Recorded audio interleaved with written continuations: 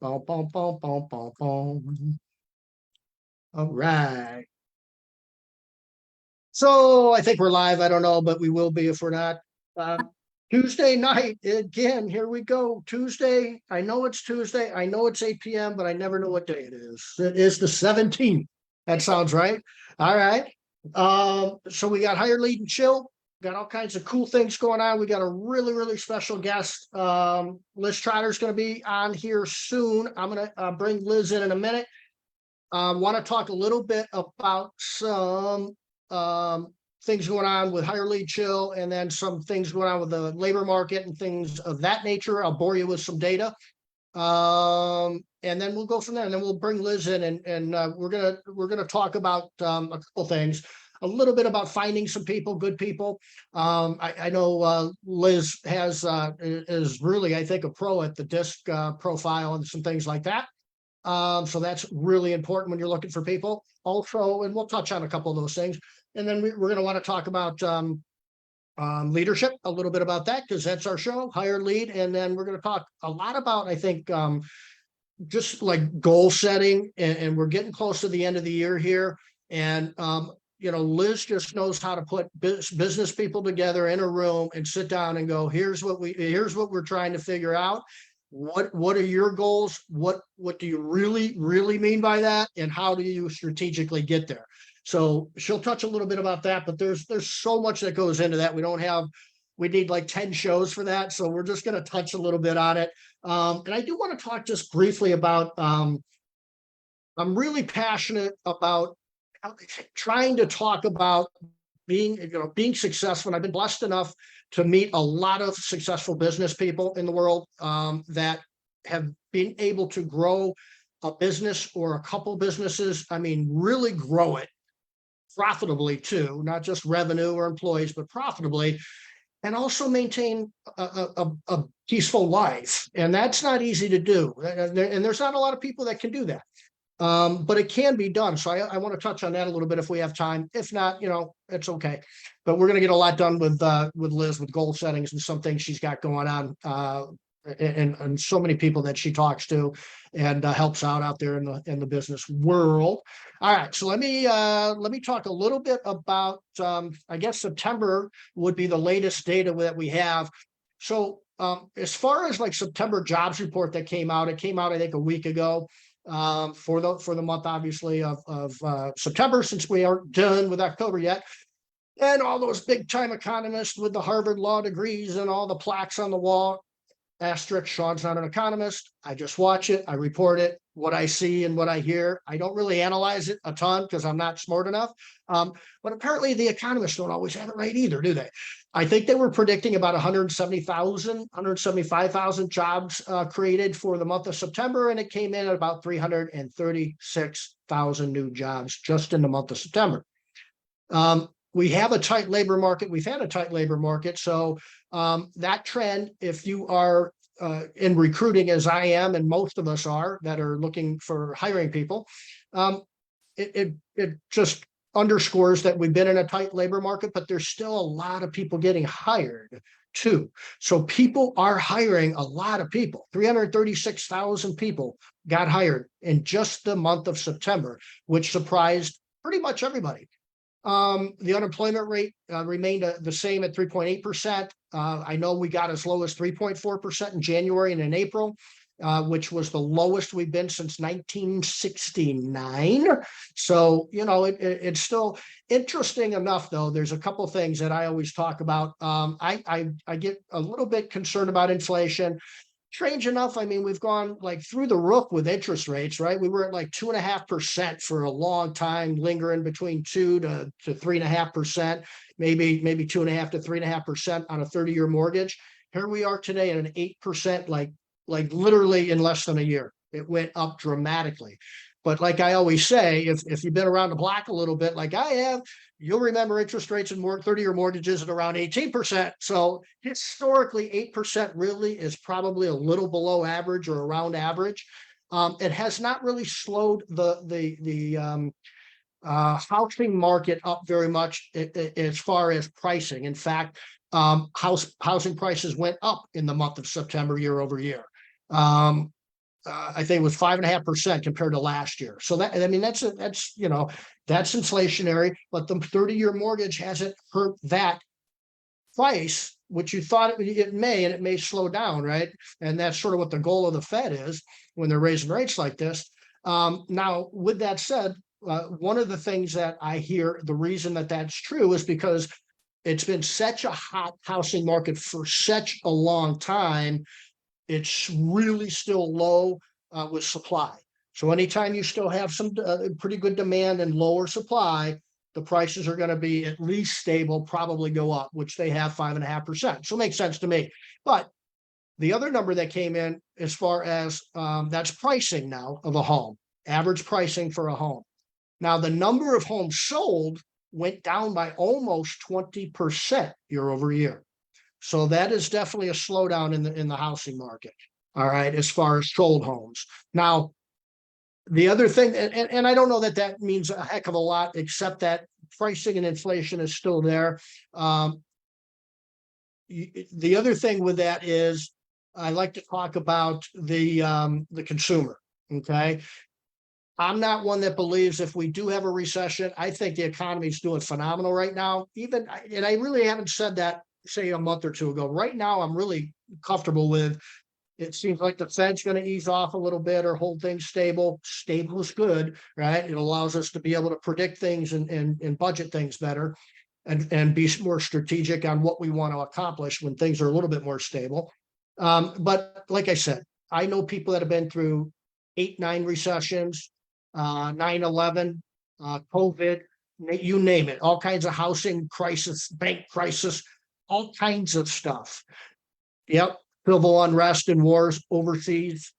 So these people are still in business, still flourishing, many of them millionaires, many of them at peace, many of them growing, and many of them just went through the wall and faced that adversity, had a juke, had a weave, and made it through it. So by no means when I talk about this stuff, is it to worry anybody, because there's nothing really to worry about. Like my good old buddy Warren Buffett says, never bet against America. Never bet against America. And I truly believe that too. The consumer, as long as the consumer is still spending, okay, we're pretty much in good shape because that's our business, right? Consumer spending. And the consumer spending for US retail sales, it was actually today, I think the number came out today or yesterday, I think it was today, was predicted to be around an increase of 0.3%. It was actually 0.7%. That doesn't seem like a huge margin there, but it's more than double what the median forecast was. So in other words, the consumer is still strong. They're still spending money. So that means they're still confident. And when that's happening, we're in pretty good shape. So I think we're in a really, really good place right now. I'm one that believes, there's some people I hear on CNBC and some economists and some, financial people talking maybe a recession by the end of the year. I look at that, and this is a Sean's gut feeling. We'd still like to spend money around December 25th and in that December range. And we like to go out and spend a lot of money. And it's been, pretty good seasons for us. The consumer's still spending. A lot of the money that they got from COVID's gone, but they're still spending money. They're still now maybe using credit cards more, which is also true and has been reported that we're starting to tap into our credit card a little bit, which, that can be scary, but that's what we do, right? That's what we do in America. Don't bet against America. When you got as many jobs out there and we are small businesses creating 330,000 jobs out there, that's all we need to do. Create jobs, be profitable, pay our people well, and the world works really well in this country. So I am going to stop boring you with all of that stuff. And I'm going to bring in our really cool special guest, Liz Trotter. How you doing, Liz? Hey, I'm well. How are you doing, Sean? Well, it sounds like you're doing really well, actually. I loved your report. That was great. Thanks. Yeah, it's always good. No matter what happens, my reports are always good. They're always positive, no matter what happens. So for the one, we usually have anywhere from maybe 5 to 15 people that watch this live, and then over a couple of days, like hundreds of people will view this, okay, and 1,500 sometimes if we're lucky. And with you, I'm going to predict it's on the upper echelon of that number. So tell us, the 2 people watching or that are going to watch that don't know who you are, why don't you tell them a little bit about yourself, and then I'm going to share this to a couple other groups. Okay. So my name is Liz Trotter, and who I am is, gosh, some old lady that you probably never heard of, that has done a few things, owned a few businesses, and now I run a business called Core Profit Builders, and I like to help other people manage their businesses in a way that they can be successful. And manage themselves in a way that they can be successful, so that they can feel good about who they are. That's basically who I am in a I love nutshell. I got a couple of kids, I got a husband, lived a couple of years, some of that kind of stuff. it. And you're out of what, Washington still? I'm in Olympia, Washington. Yep, the capital Okay. state over here. Absolutely, absolutely. All right, great. So this show's all about hire, lead, and chill. So let's touch on just a little bit about the way that you look about trying to screen people when you're trying to hire people. What's your process? What do you look for? You obviously have systems in place, but just in general, what are some really nuggets that somebody can take back and think about, and maybe even start to implement a little bit? And for hiring specifically, right, Sean? Yeah, for hiring. Okay, so what I can say is what I do is probably not that valuable. What I have that's value, that I think is valuable, is I have access to a lot of business owners. My strategic success circles, we have a lot of people all the way across the country. And so I think where I can bring some value is tell you a little bit about what some of the people are doing all the way across the country, some of the things that are working well today, because nothing works well all the time, and nothing doesn't ever work, right? Things that didn't work before work now, and things that work now aren't going to work later. So a couple of things that seem to be working really well right now is just being able to find people. I mean, that sounds funny, but a year ago, what the heck? There were no people, and people just were not applying at all. So finding people is just such a boom right now. One of the things that people are doing when they are able to find people, and they're bringing some people in that seems to be working really well also, is they're putting in a few more hurdles. For a long time, we were in a situation where, man, if somebody wanted to even consider working for you, hurdles? No, you're hired, and that's all we need to talk about. So I'm seeing a few more hurdles being put back in there.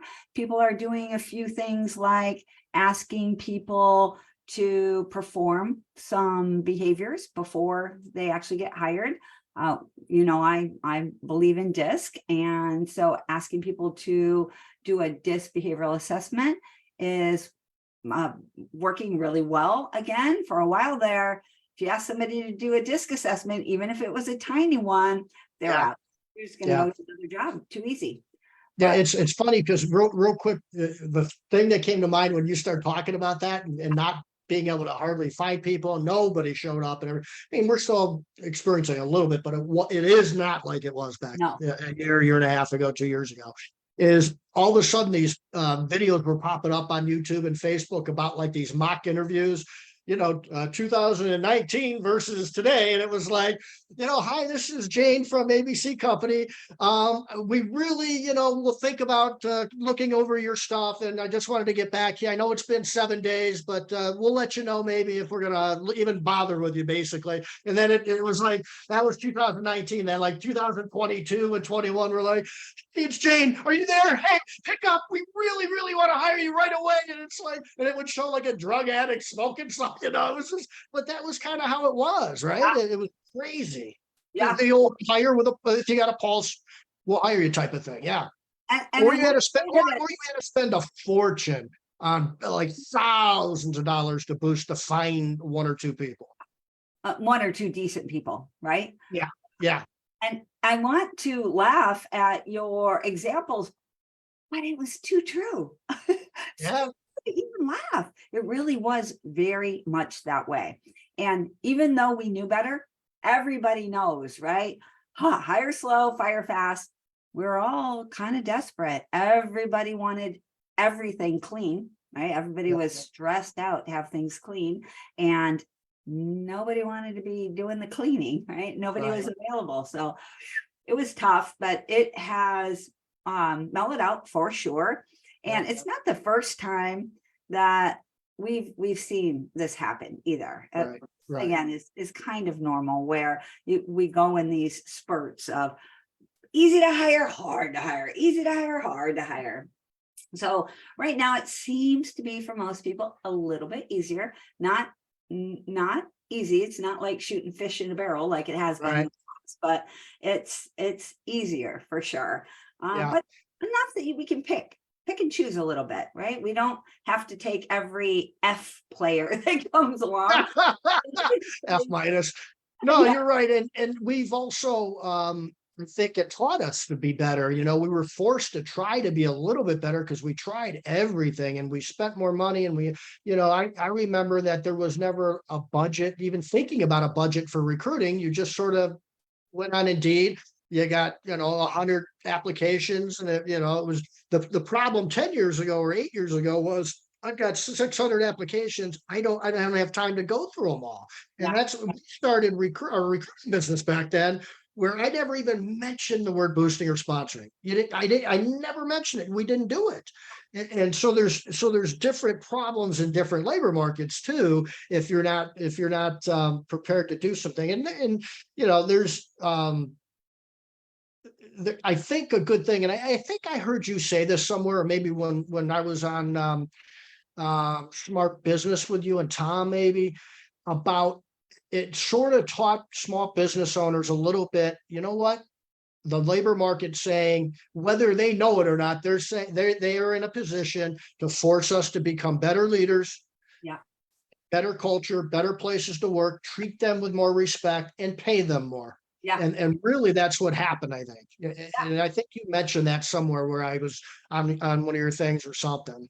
Yeah, we talk about that a lot. And I love how you brought it out too, Sean, that back in the day, we thought we were great, right? We were like, oh my gosh, I'm so amazing. I can hire anybody. I've got a wait list. I've got all these people that want to work for me. We thought we were amazing. Wow.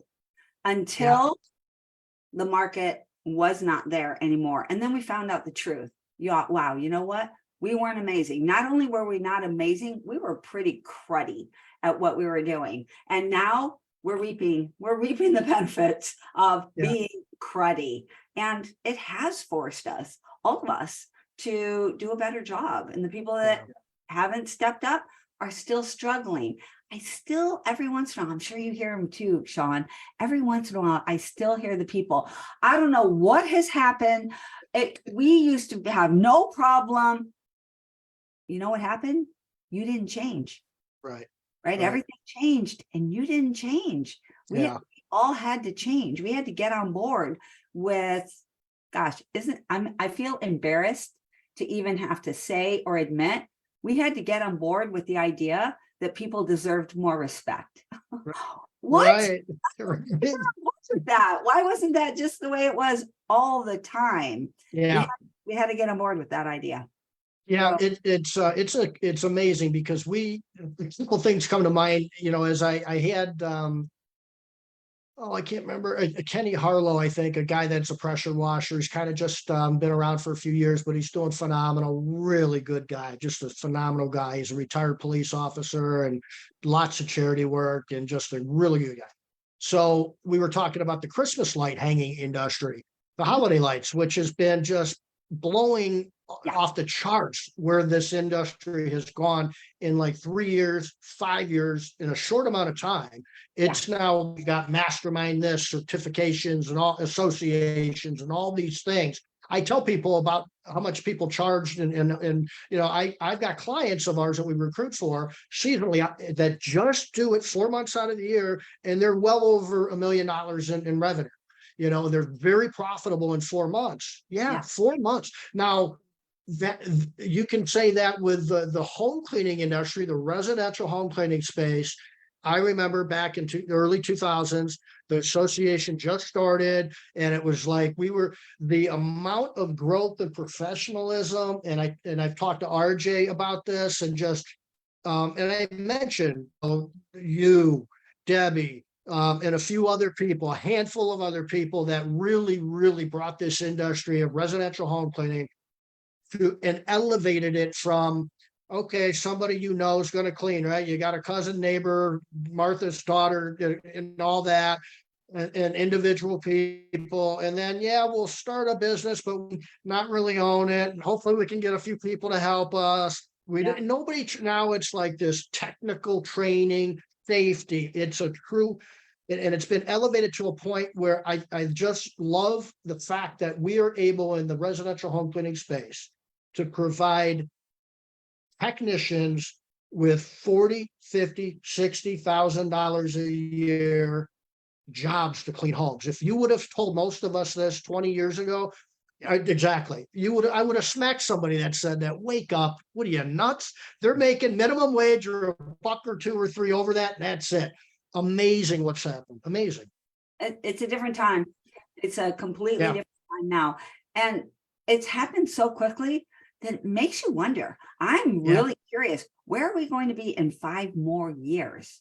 Yep. If we Yep. come this far in 5 years, where are we going to be in the next 5 years, right? It's going to be Do great. you remember this when and you might have been at dinner with, I think you were at dinner with us and Tom, and we were talking about, I think like Homejoy or something like big venture capitalists were trying to come into the home cleaning space, right? I can't Handjoy or what I can't remember them all, but like Tom was even talking about Google, Sears. I mean, all these big players were trying to figure out what we're trying to figure out. And they're really nowhere now. I mean, they were throwing hundreds of millions of dollars. Yeah. And what we did as this community of just small business entrepreneurs that worked our rear ends off, most of us scrubbed toilets before we grew our company. And they're nowhere to be found. And we're still here. And now we've elevated this to a whole new world for cleaning technicians and business owners. And it's just amazing to me.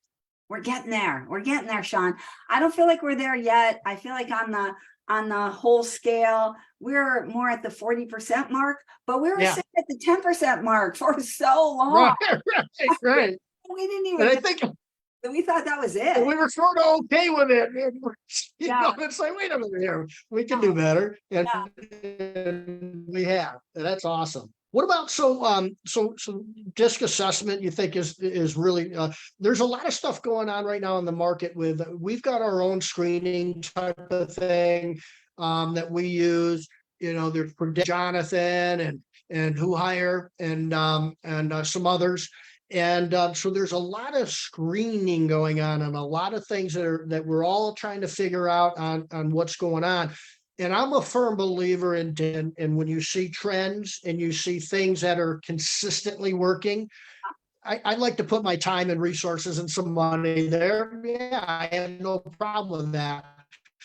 But there's always still some fundamental things, and I think you touched on it. And that's our mindset completely changed a couple of years ago from recruit. And I hate the word mindset because we overuse it today, but so I always try to give examples when I say mindset.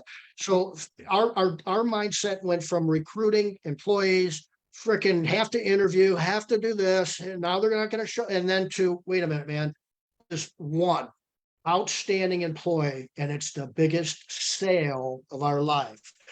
So what we do is our mindset goes, if Mrs. Jones called the homeowners association with about 500 homes, can I come to your office and talk to you about it? Because I think most of them are going to want to use you. If I tell them to use you, they'll use you. So we'll probably have maybe 150 or 200 people that are going to want to use you. Do you mind if I come and talk to you at your office tomorrow? Okay. Now, most of us wouldn't sleep that night. Most of us would be looking in the mirror and making sure we have everything, the office spotless, coffee, it'd be perfect. Why don't we do that for somebody that's bringing us 70 grand a year, called a cleaning technician, or in the window cleaning business, 160 grand? that's what we do now, and it's changed everything for us, Yeah. everything. I think you're right. We didn't recognize it before. Like we were Yeah. saying earlier, we just thought we had, to be fair, we did only have a job, right? Yeah. We Yeah. did only have a minimum wage job, and the people that were attracted to this job didn't really expect a whole lot. That's the truth of the matter. I mean, Yep. I'm just going to say it plain. 10 years ago, the people that were attracted to this job didn't have a lot of other options, and they would take what they could get. Now, it doesn't mean that we treated them necessarily badly, but we didn't necessarily treat them well either, because we were all in the same boat. We were playing the same game. They just needed jobs, and we just needed somebody to do this job. We thought at that time, our mistake too, we thought Yeah. at that time, we just needed anybody.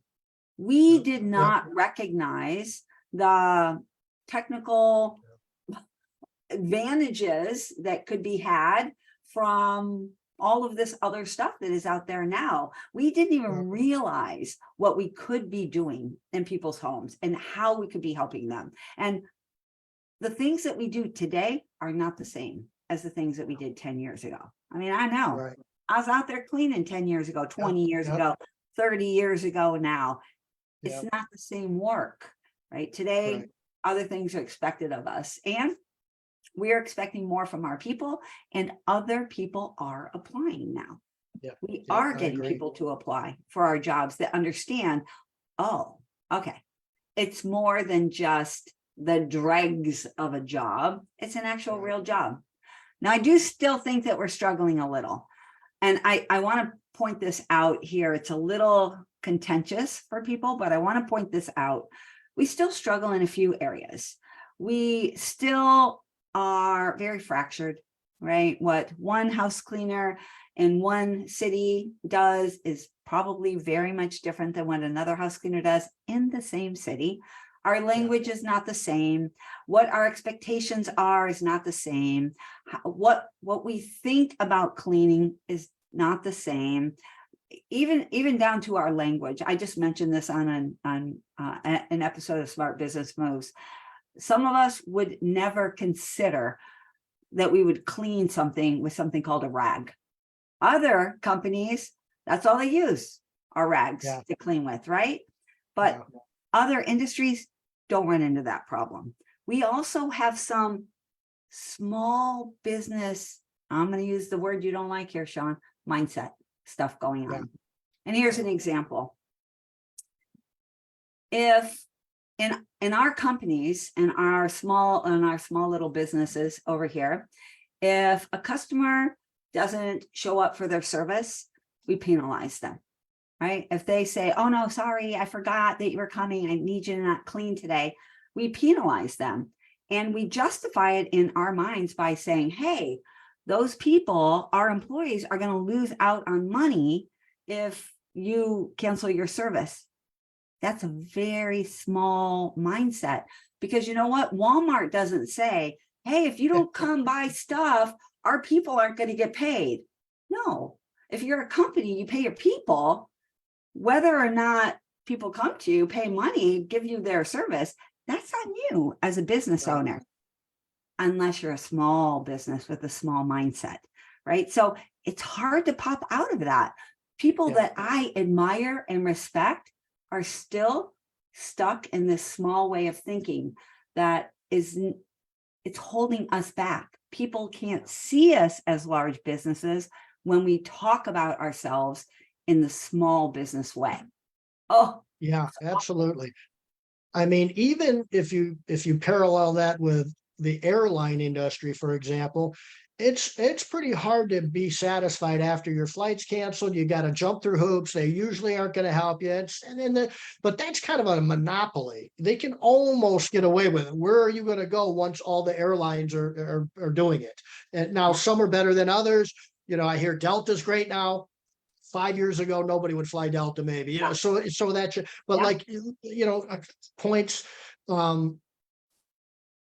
I am one that always believed, and this is just me, McDonald's does just fine, but so does a prime steakhouse, right? So it depends on what we're after. Yeah. And so I'll use McDonald's as an example. Then I call it the Big Mac theory. It's not that we want to be a fast food restaurant when I had my cleaning company, but I did want the Big Mac theory, which is there's a certain thing that this Big Mac has that is extremely popular. Okay. Yeah. And it must be the best tasting burger on the planet.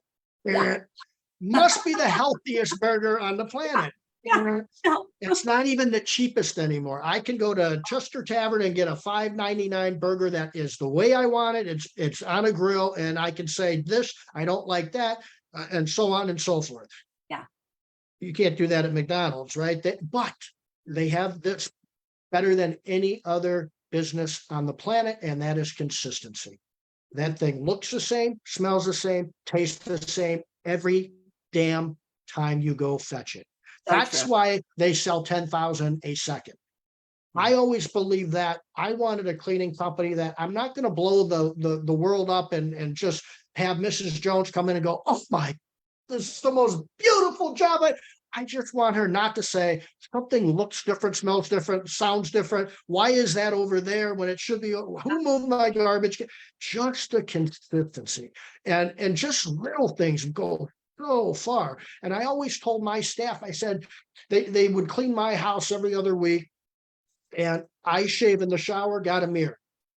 Lo and behold, ladies, I'm looking at my knees sometimes when I go to shave the next day after, and I know that's what you guys came in and cleaned. I'm going, where this thing's over here? I'm not that tall. I'm trying to bring it. It's that thing with the suction cup. So it's not. Now, if I'm a lawyer and my name's Mrs. Jones, I might not put up with that more than once. Yeah. And that's something it's not malicious. The other thing that I always believe with consistency is that you can always make the mistake on the other side of that. And that is, okay, we trained you to do exactly what you're supposed to do so that expectations are met just dandy. Great customer experience. It's consistent every time. Susie, you're going to get promoted. John, come on in. You're going to take over Susie's cleaning. So John comes in and says, man, I want to make sure I do a great job. So he starts doing floorboards that we don't normally do. He starts doing the grill outside that we don't do. He's just all look. Now, there's nothing malicious. That's great. That might be the best cleaning that customer's ever had. The problem is, number one, we're not making money anymore because John's there for like an extra hour and a half. There's all kinds of problems with that. So you can see it on the other side. So that's why I was a big believer in consistency. That's what people, I think, want. When I go to a restaurant, I get so bummed out when I go to a restaurant. I know I love this particular thing and it's not there anymore, or it's changed. So that might make me not go to that restaurant anymore. Yeah, Just consistency. So we teach in core profit builders, and in our circles, we teach about a concept. We actually teach this in listening cells as well. We teach about a concept called crispy. And the idea is that there's 3 letters in crispy, CRI and SPY. And the first 3 letters are the things that signify what the clients want the most. Now, they want all of these things, and they're all important. They want consistency, absolutely. The R, they want relationship. They want to trust the person that's coming into their house. They want to know who they are. They want to feel like you're part of their solution in some way. Integrity, they want to be able to believe that you're going to do what you say you're going to do, that what you say is the truth, and that they can trust the people that are coming in. So those first 3 are the big 3. But then we also have the SPY. And the third one, believe it or not, the 4th one right after the integrity, this is the one that kills people, is service. They care about the service after the consistency and the relationship and the integrity. And then after service, even after service, this one really kills them, price. Yeah. They care about price all the way down there at the end. And the last thing, they just want to have a feeling of yes. They just want to feel like, yes, this is the company for me. yes, I love this company. Not that you're perfect, not that you do everything amazing all the time, but yes, this is a company for me. Similar to, I like to think about this like in my relationship with my husband, right? Am I saying that he never upsets me? Of course not. Am I saying that he's exactly perfect? Of course not. But at the end of the day, it's always yes. Yeah. Yes, he's the Yeah. guy for me. Absolutely. Yeah. No matter That's what. great. Right. That's great. So this idea of crispy, I agree with you, is really, really important. This is what people really care about. And we have done a lot of research, and we've done a lot of, oh, what are they called? When you get a bunch of customers together and you ask them all the questions. Focus group. Yeah, we've done a bunch of focus groups with people that are part of our target market and across the country, not just here in my little tiny neck of the world. And what we found is these are the things that people care about the most, even if they don't know it. And that's the kicker right there, because many times they don't know. They think, you know this, we've talked about this before, Sean, they think they care about the price. Right. But in reality, they only care about the price when the CRIS are missing. Now they care about the price. And you know what you hit on too is so important, is that I've had something go wrong with service that I paid for, but when they've gone well and above what they should have, Yeah, and it's obvious too. And it's not, and you'll hear me. You don't need to do. I'm not real happy with that, but you definitely don't have to do that, man. And when they insist on it, and that's that to me is probably even a hair more important than when it's always consistent and always perfect, and that's great. And that's what I need. But I expect, being in a business guy myself, you're going to screw up somewhere along the line. How do you handle that? absolutely. It's not that it's more important, it's more powerful, it's more impactful. Yeah. Right? Yeah, absolutely. We feel that, we remember that more. And there are a lot of reasons for that. There is a ton of psychological reasons for why that happens, but knowing that can be really, really useful as well. This is a funny story. Back in the day, you remember when stoves used to have knobs, right? Yeah. They don't have knobs anymore. Oh yeah, right. Have knobs. And when you clean a house, you would take those knobs off, you would clean them, then you would clean behind the knobs, and then it's back on. Well, one of our strategies that we used to use is for every house on I believe it was the fourth or maybe the fifth clean. No, longer than that. Somewhere around the 4-month mark, we needed this. Around the 4-month mark, we would take the knobs off, we would clean them, and we would set them on a paper towel next to the stove and not put them back on the stove. And then later that night, we would call and say, oh my gosh, I am so sorry. We totally forgot to put those knobs back on your stove. Can I come out right now and put those on you? I am so sorry. You know what? That, of course, they never made us come out and put them on, right? Of course not. I've already put them back on again. But you calling to say that you forgot these knobs and making such a big deal about my house and my knobs and putting me out, man, that would garner you at least another year. Brilliant. Of brilliant. Right. So simple things. You're right. The little bit of a glitch that you overcome to extreme in a good way. And don't we all have that story? Yeah, absolutely. I'll have a couple of those stories, right? I could think of talking. I'm like, 2 of them popped right into my head. Yep. We all have them. Yeah, unbelievable. We know those companies. Let's jump into goal setting. So I gotta tell you, I'm in a really strange part of my being right now as I get older, and some things are less important to me than they once were 20 years ago, and obviously you get life changes. I'm having a little bit of a tough time. I've been like in a really peaceful place in my life in a lot of different areas of my life. Nice. And so I'm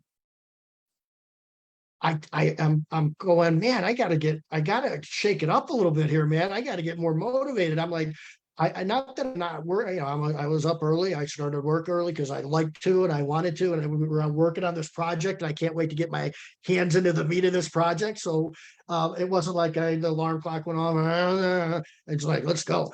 But it's just, and I think it's okay though. I'm not like up, down like I once was, even 10, 12 years ago. Yeah. I'm pretty even keeled.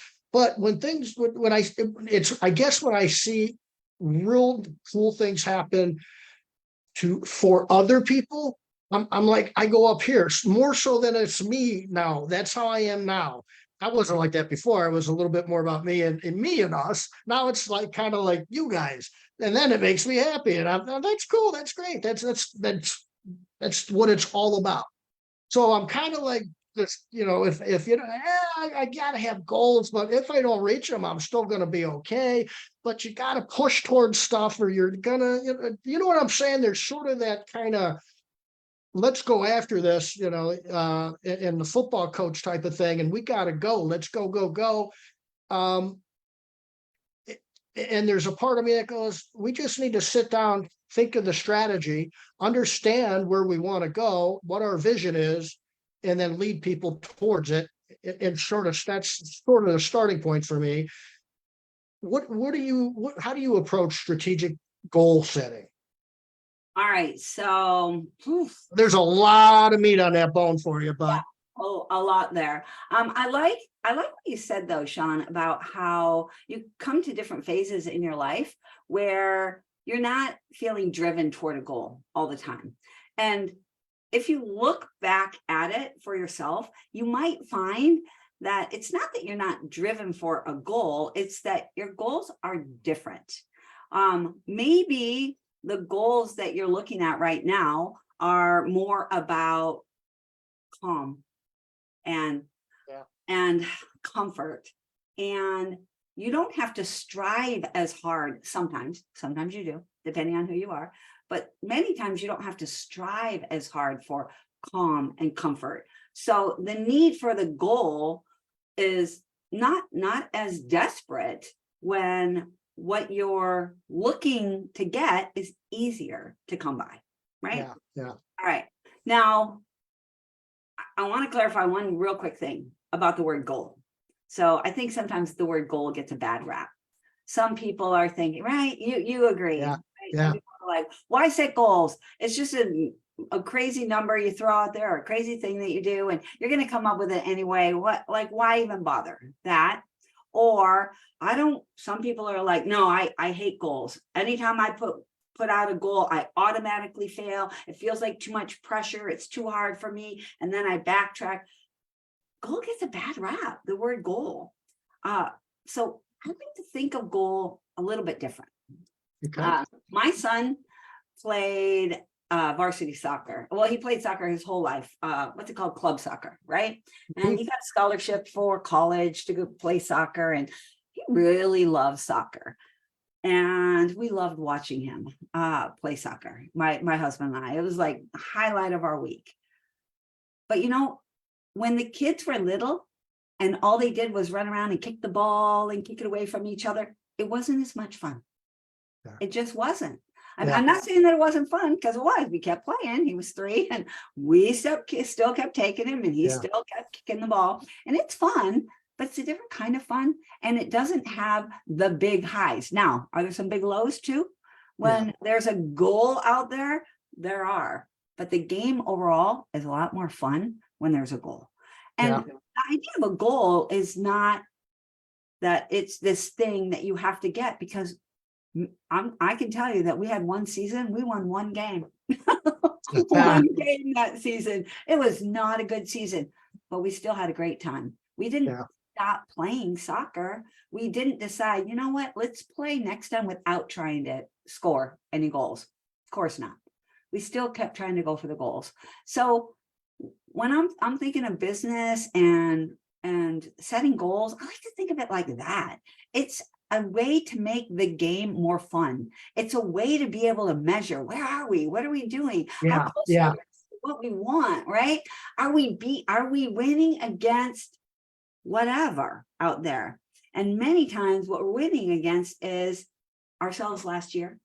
Or sometimes what we're winning against is the economy, right, out there. Yep, Or yep. sometimes what we're winning against is our own industry that has been holding us back. We've been holding ourselves back, but it's more fun to be trying to win. right?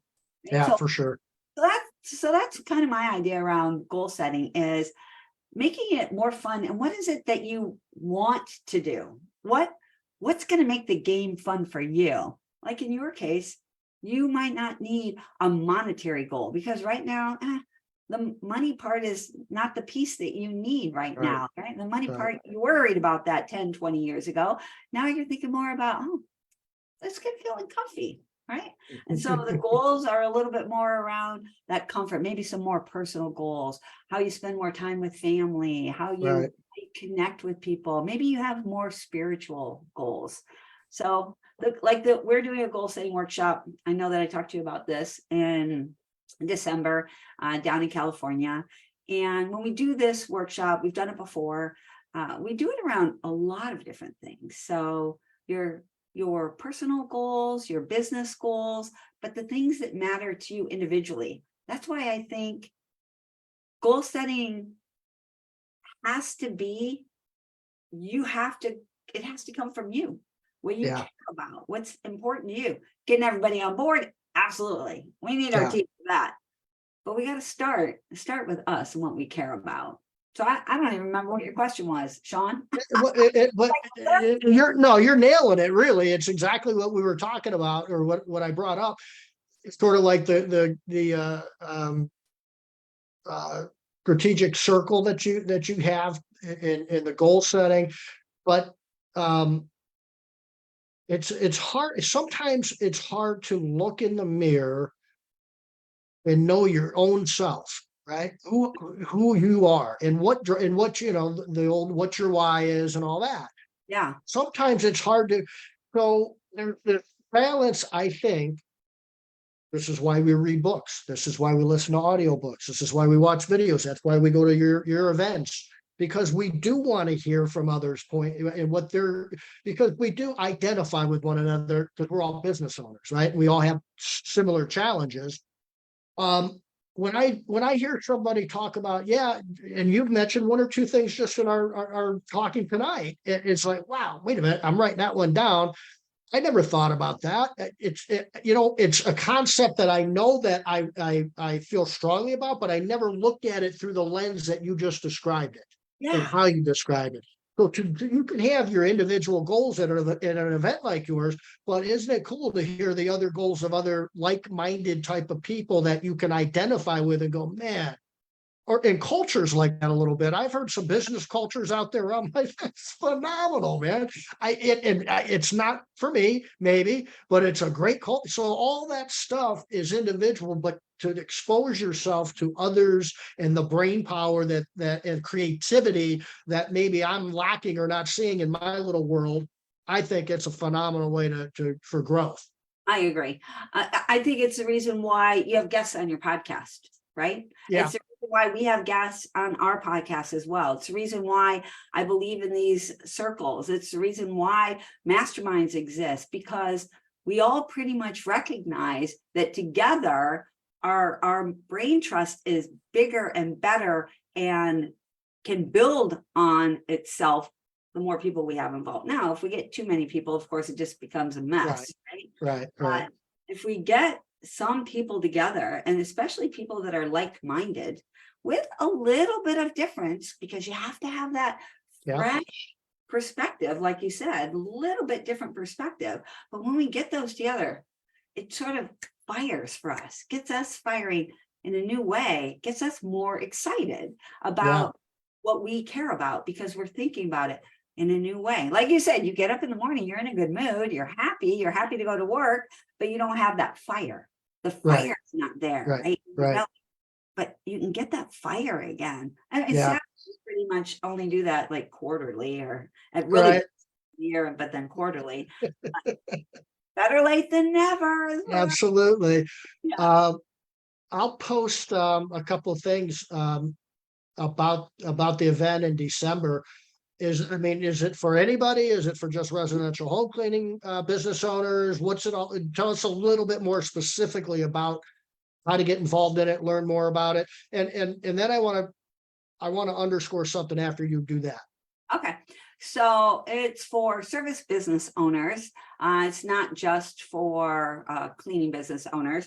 Megan Likes did this event with me last year. She'll be doing it again with us this year. We'll be collaborating. I'm looking at your shirt there, Sean, thinking, yeah, collaborate. Somewhere Yeah, here. that's nice, right? So we'll be collaborating on this, and Megan comes from a bookkeeping financial position, where I'm coming from a culture position and a leadership position. And so we want to make sure that there's this well-rounded idea for anybody that wants to be setting goals. The majority of the people that will be coming will be service businesses, Okay. the vast majority.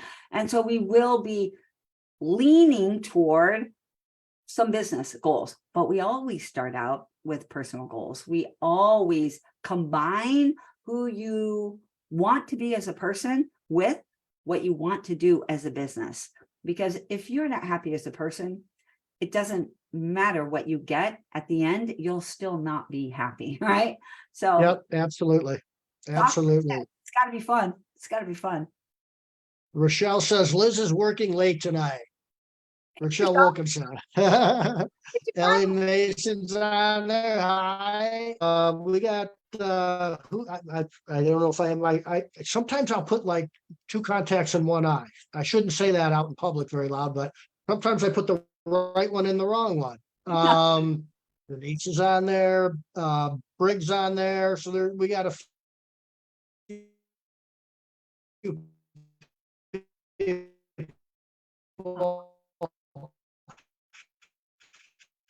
I don't know. So 6 months, especially. I lost you for a second there, Sean. And that is, okay, you're good now. Am I good? Do you have me now? I think so. Maybe not. You're a little laggy. I'll just spit it out. So real quick, there's a thing going on social media that I'm seeing too a lot of where, hey, don't waste your money on coaches. I got scammed. This guy doesn't, I just found out this guy never even really had a business for more than a year and this and that and the other. And I've come to, I was strongly a believer in you really got to, have somebody that's been there, done that. And I still am, but I have a couple of exceptions out, and I'm not saying that this is right, but I can look at something else and say, one of the best wrestling coaches that ever lived in the state of Ohio was my coach.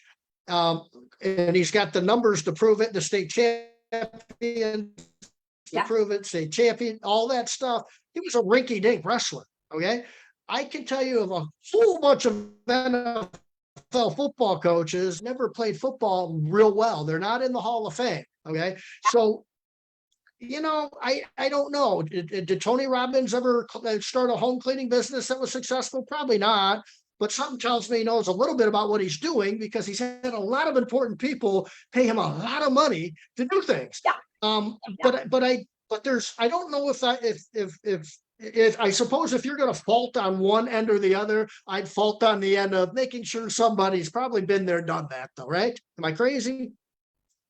So I think there's two different things. I think if you're talking about coaching, or if you're talking about leading, or if you're talking about consulting, if you're going to hire a consultant, they better know what they're talking about. They better have done that.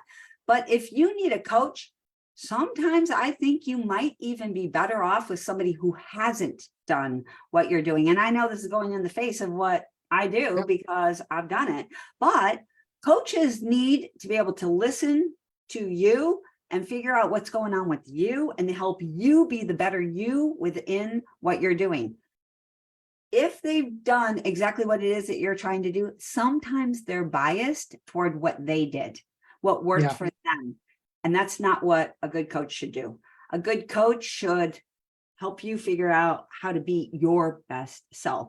That's why some of the best, well, most of the best coaches that you see in sports, etc., were not great at what they did. When they are telling you, hey, you have to get that out there and do it, they don't say, watch me do it Right. like me. They say, do it the way you can do it the best, and they help you bring that out. So I don't know. I think that if push came to shove for me, and this is exactly the opposite of what I'm doing, I know, but I would say if push came to shove, I would get someone who is a really good coach over someone who has done exactly what it is that I'm trying to do.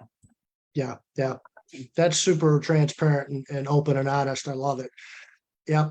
And I think though, if you get, I think the whole key that makes you and just a handful of others different is that you're able to bring groups of people together, not just one-on-one coaching and consulting. That's what a lot of people do is it just one-on-one, and then maybe they'll have their mastermind group and maybe and they're trying to figure some things out. And I know somebody in the lighting industry that was in the lighting industry for a very short amount of time, did okay in it, and he's got a phenomenal industry, and it's creating this entire different industry.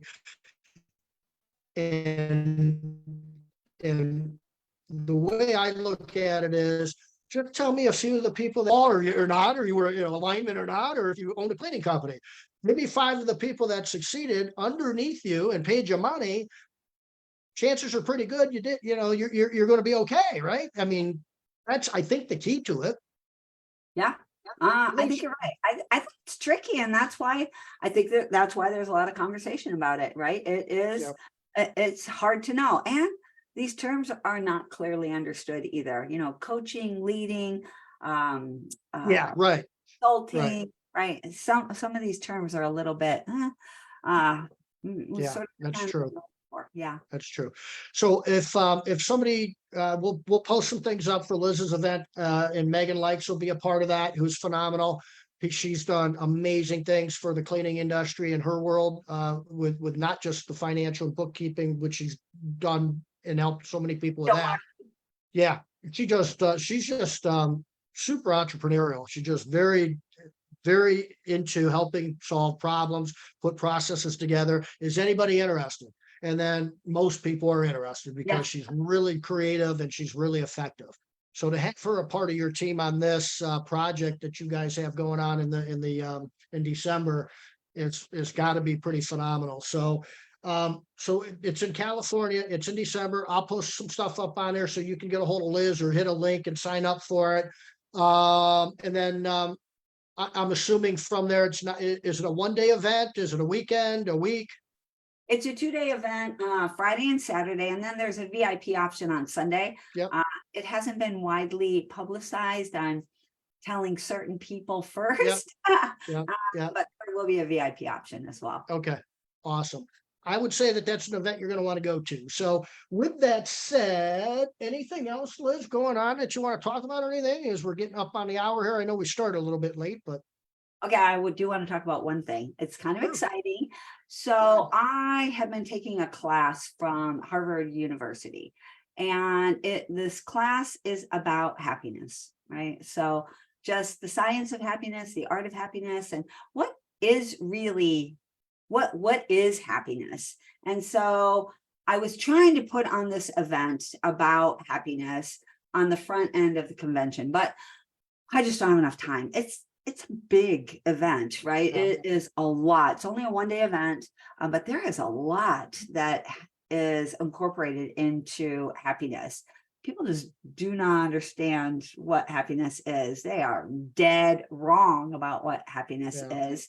And so it's going to take a little bit longer. So we are going to be putting on an event in January about that. I just wanted to bring it up because I think it's really exciting, and I want more people to be happy in our industry. I mean, truthfully, like you and I were talking about, playing and having it be fun, and you wake up in the morning, you're happy, you're excited to go to work. And I was talking about having it be like a soccer game where it's fun. And even though you get hurt and, you lose, and you still come back you're excited and you feel happy, you feel the joy.